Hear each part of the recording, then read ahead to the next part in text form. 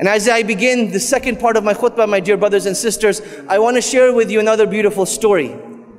This is the story of a man who was originally Egyptian, but he lives in the beautiful city of Al-Madinah Al-Munawwarah. And he has made Hajj for the last 20 years in a row, every single year.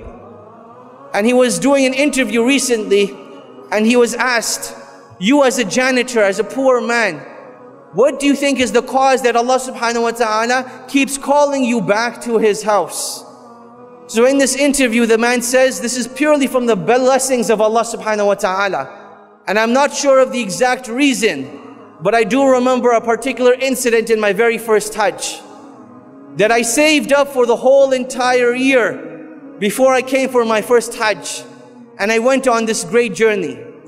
And as I'm on a bus on my way to Mecca, I see this old woman who is old in age, big in size, struggling to walk with her cane. And you can see that she is in an immense amount of pain. So I thought to myself, what type of individual would I be if I, as a young man, sat on a bus and this old woman had to walk all the way to Mecca?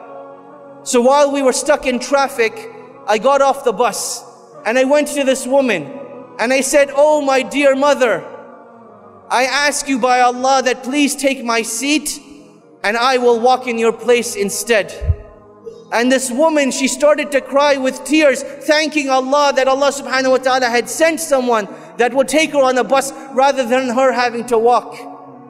And as she was getting on the bus, she turns around to that man and she says, oh my dear son, I pray to Allah that Allah subhanahu wa ta'ala never prevents you from making Hajj again. And he says, Allah knows best, but I believe that was the cause that each and every single year, Allah subhanahu wa ta'ala sends someone knocking on my door that requests my help in going for Hajj. Or they request my company. Or they say, I want to take you to Hajj for free. And each and every single year for the last 20 years, this is what has happened. My dear brothers and sisters, when we make dua to Allah subhanahu wa ta'ala, we need to remember that nothing is impossible for Allah subhanahu wa ta'ala. Ibrahim alayhi salam, he was thrown into the fire and Allah subhanahu wa ta'ala told the fire to be cool and peaceful. Maryam, the mother of Isa, Allah subhanahu wa ta'ala granted her a miraculous birth, even though it was not humanly or physically possible. Isa alayhi salam was born speaking in his cradle. Yunus alayhi salam was devoured whole by a whale and taken to the bottom of the ocean.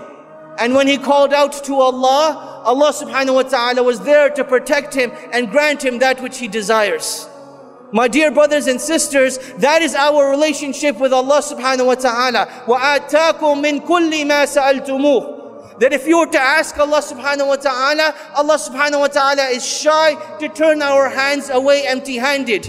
Rather, we are the ones that fall deficient. That Allah subhanahu wa ta'ala has given us this great blessing, yet we do not take advantage of it. My dear brothers and sisters, Allah subhanahu wa ta'ala does not get angry when we keep asking for the things that we want and desire. Allah subhanahu wa ta'ala becomes angry when we don't ask of Him, when we think of ourselves self-sufficient. My dear brothers and sisters, Allah subhanahu wa ta'ala has legislated this act of dua as our relationship with Allah subhanahu wa ta'ala. It is our way of conversing with Allah subhanahu wa ta'ala. And that is why it is one of the most beloved acts of worship.